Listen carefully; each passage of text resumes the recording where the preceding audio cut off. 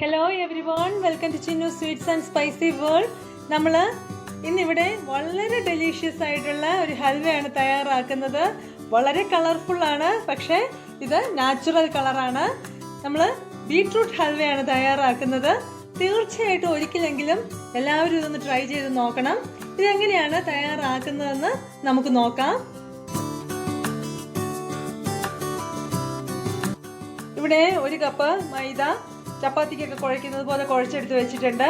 അതിലേക്ക് ഓരോ ഗ്ലാസ് വീതം 3 തവണയായിട്ട് വെള്ളം ഒഴിച്ചു കൊടുത്ത് അതിൻ്റെ പാല് മുഴുവൻ പിഴിഞ്ഞെടുക്കാനായിട്ട് പോവുകയാണ്. കൈകൊണ്ട് തന്നെ നന്നായിട്ട് നേടി പിഴിഞ്ഞ് എടുക്കണം.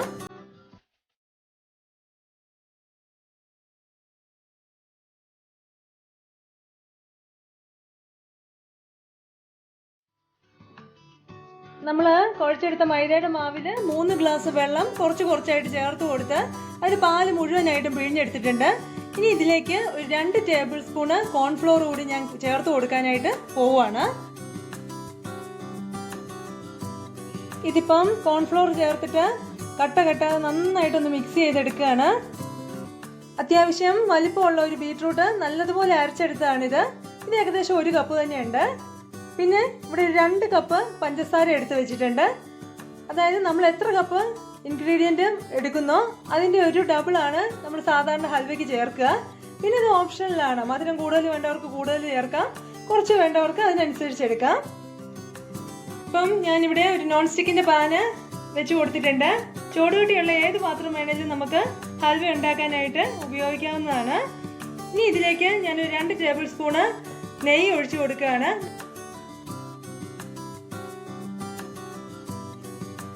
ഇനി ഈ ബീട്രൂട്ടിന്റെ പച്ചമണം മാറുന്നത് വരെ നമ്മൾ നെയ്യിൽ വഴറ്റിയെടുക്കുകയാണ്.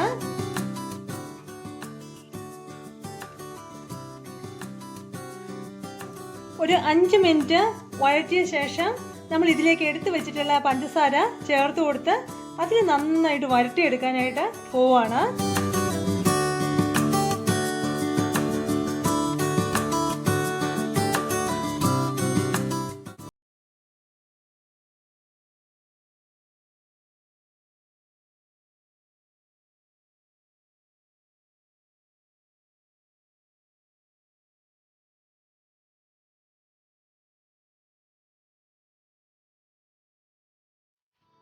ഇത് നമ്മൾ നേരത്തെ മൈദയും കോൺഫ്ലോറൂടെ കലക്കി വെച്ച മൈദയുടെ പാലും കോൺഫ്ലോറൂടെ കലക്കി വെച്ച ആ ഒരു മിക്സാണ്. ഇതിപ്പം തെളിഞ്ഞ് നിൽക്കുകയാണ്. ഒരു 10-15 മിനിറ്റ് നമ്മളിങ്ങനെ അനക്കാതെ വെക്കുമ്പോൾ അതിൻ്റെ തെളി വരും. അതിൽ നിന്ന് ഏകദേശം 1 ഗ്ലാസ് ഞാൻ ഊറ്റിക്കളയാനായിട്ട് പോവുകയാണ്. ടോട്ടൽ 3 ഗ്ലാസ് ഉണ്ട്. അതിൽ 2 ഗ്ലാസ് നമുക്ക് മതിയാകും. തെളി നമുക്ക് 1 ഗ്ലാസ് ഊറ്റിക്കളയാം. നമ്മൾ അപ്പോൾ 3 ഗ്ലാസ് വെള്ളം എടുത്ത് എന്തിനാന്ന് വെച്ചാൽ നമുക്ക് അതിൻ്റെ പാല് പിഴിഞ്ഞെടുക്കാനുള്ള എളുപ്പത്തിന് വേണ്ടിയാണ്. കാരണം അതിൻ്റെ പാല് മുഴുവനായിട്ടും കിട്ടണമെങ്കിൽ ഒരു 3 ഗ്ലാസ് വെള്ളത്തോളം എങ്കിലും ആവശ്യമായിട്ട് വരും. ഇതിപ്പം പഞ്ചസാരയിൽ നന്നായിട്ട് കിടന്ന് വഴണ്ട് വരുന്നുണ്ട്. നമുക്ക് പഞ്ചസാരയുടെ സ്ഥാനത്ത് ശർക്കര വേണമെങ്കിൽ ഉപയോഗിക്കാം. ഇതിൽ നമ്മൾ വെള്ളമൊന്നും ചേർത്ത് കൊടുത്തിട്ടില്ല. ബീട്രൂട്ട് നെയ്യിൽ നന്നായിട്ട് വഴറ്റിയെടുത്തു. അതായത് അതിൻ്റെ ഒരു പച്ചമണം മാറുന്നത് വരെ അതിലേക്ക് നമ്മൾ പഞ്ചസാര ചേർത്ത് കൊടുത്തിട്ട് അത് മെൽറ്റ് ആയിട്ടുള്ള ഒരു വെള്ളമാണിത്. ഒരു മീഡിയം ഫ്ലെയിമിൽ കുറച്ച് നേരം ഇത് നന്നായിട്ട് വരട്ടി കഴിയുമ്പോഴേക്കും നമുക്ക് നേരത്തെ എടുത്തു വെച്ചിട്ടുള്ള മിക്സ് ചേർത്ത് കൊടുക്കാം. അത് ചേർത്ത് കൊടുക്കുന്ന സമയത്ത് ഒരു കാര്യം പ്രത്യേകം ശ്രദ്ധിക്കണം. ലോ ഫ്ലെയിമിലായിരിക്കണം തീ ഉണ്ടാകേണ്ടത്, ഇല്ലെങ്കിൽ അത് പെട്ടെന്ന് കട്ട കെട്ടും. ഇതിനിടയിൽ നമുക്ക് ഇതിലേക്കൊരു 1/4 ടീസ്പൂണ് ഉപ്പുപൊടി ചേർത്ത് കൊടുക്കണം. വേറൊന്നിനുമല്ല, അതിൻ്റെ മധുരം ഒന്ന് ബാലൻസ് ചെയ്ത് കിട്ടുന്നതിനാണ്. ഇതിപ്പം ഏകദേശം 20 മിനിറ്റോളം ഞാൻ ലോ ടു മീഡിയം ഫ്ലെയിമിൽ നല്ലതുപോലെ വഴറ്റിയെടുത്തിട്ടുണ്ട്.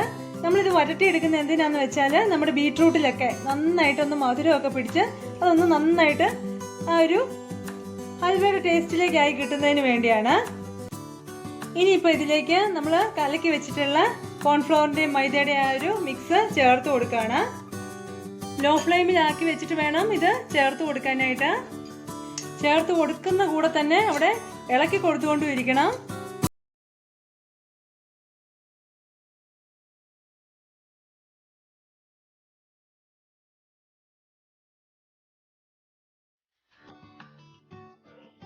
ഇനി ഇനി നമ്മൾ ഫ്ലെയിം കൂട്ടി വെക്കാനേ പാടില്ല. ലോ ഫ്ലെയിമിലിട്ട് വേണം ഇതൊന്ന് വേവിച്ച് കുറുക്കിയെടുക്കാനായിട്ട്.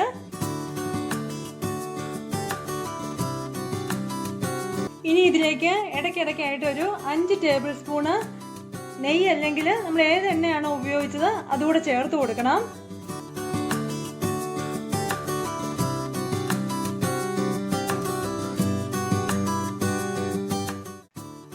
ഇനി ഇതിലേക്ക് ഞാൻ ഇടയ്ക്ക് വെച്ച് തന്നെ 1 ടീസ്പൂണ് ഏലക്കാപ്പൊടി ചേർത്ത് കൊടുക്കുകയാണ്.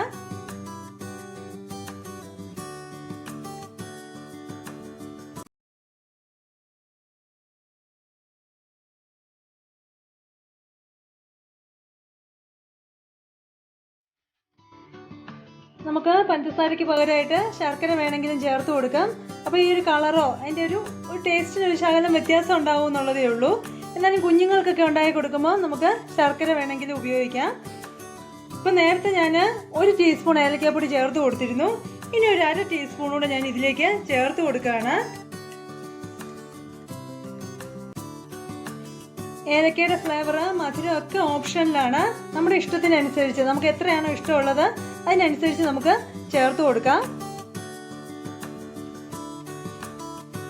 ഇപ്പം എല്ലാം കൂടെ ഞാൻ ഒരു 6 ടേബിൾ സ്പൂണ് നെയ്യ് ചേർത്ത് കൊടുത്തിട്ടുണ്ട്. ഇതിൻ്റെ സ്ഥാനത്ത് വെളിച്ചെണ്ണയാണ് ചേർക്കുന്നതെങ്കിലും നല്ല ടേസ്റ്റ് തന്നെയാണ്. ഇതിലേത് വേണമെങ്കിലും നമുക്ക് ചേർത്ത് കൊടുക്കാം.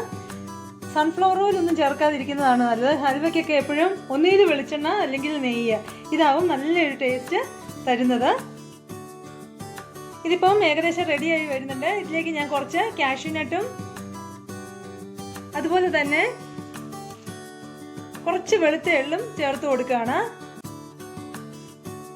നമ്മൾ ഏത് ഹൽവ തയ്യാറാക്കുമ്പോഴും ഒരു കാര്യം പ്രത്യേകം ഓർക്കണം, ഒരിക്കലും ധൃതി കൂടിപ്പോയിട്ട് വേഗം ഇതിനെ വറ്റിച്ചെടുക്കാനായിട്ടോ ഒന്നും ശ്രമിക്കരുത്.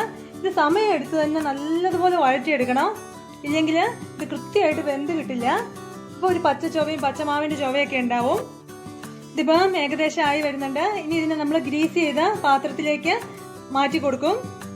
ഓയിലൊക്കെ തെളിഞ്ഞ് പാത്രത്തിൽ നിന്ന് വിട്ടു വരുന്ന ഈ ഒരു സ്റ്റേജാണ് അതിൻ്റെ ആ ഒരു പരുവെന്ന് പറയുന്നത്.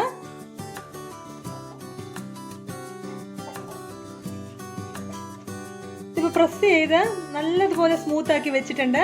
ഇനി ഇത് നന്നായിട്ട് തണുത്ത് കിട്ടുന്നത് വരെ നമുക്ക് മാറ്റി വെക്കാം. നമ്മുടെ ഹൽവ ഇവിടെ റെഡിയാണ്. എല്ലാവരും ട്രൈ ചെയ്ത് നോക്കണം. വളരെ ടേസ്റ്റിയാണ്. ഇഷ്ടമാവുകയാണെങ്കിൽ ലൈക്ക് ചെയ്യുക, ഷെയർ ചെയ്യുക, സപ്പോർട്ട് ചെയ്യുക. Thank you for watching.